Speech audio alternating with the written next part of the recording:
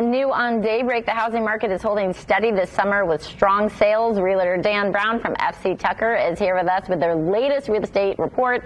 Okay, so we're talking about June. Yep. Not that different than the month before. No, really, June was very strong, just like May, and it should be. Those are two of our strongest months in sales. It's the end of the spring selling season, and people are getting ready for the summer. And we're forecasting a very strong summer as well. So I don't think it's going to slow down much. But the numbers between June and May were oddly almost identical. We've been from a price standpoint. The prices have stayed where they're at, and they've held steady for several months, even in the face of rising interest rates, which indicates that there's still a lot of unmet demand. They haven't skyrocketed, but they've stayed where they're at, and that's indicative of a very healthy market. It's interesting because with those interest rates that went up yet again. Yet again.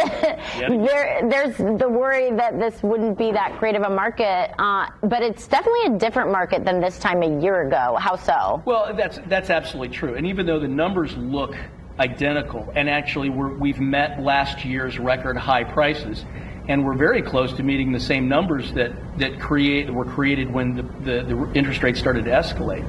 It tells you that people are adjusting, but it also is pausing some things. And the great thing about that is it really helps buyers, because last year and the year before that it was quite insane. Ask any realtor, they'll tell you that. But I checked this morning, there are 500, actually more than 500 open houses that are scheduled in the next week. Houses weren't on the market long enough to have an open house last year and the year before that. That's a great thing. So, Ryan said it's going to be a beautiful day. You ought to go to an open house. And that gives people a chance to actually shop for a house instead of just rushing in to buy. With that chance to shop, how many days on market are we talking about, at least for last month? Still about 8 to 10, depending on which county you're in MIBOR, which is still very fast. But it's not the craziness that we were dealing with. Buyers last year were dealing with days on market of 2, which is kind of crazy. That's a mathematical zero in real estate. So now we actually have time to think about what we're doing.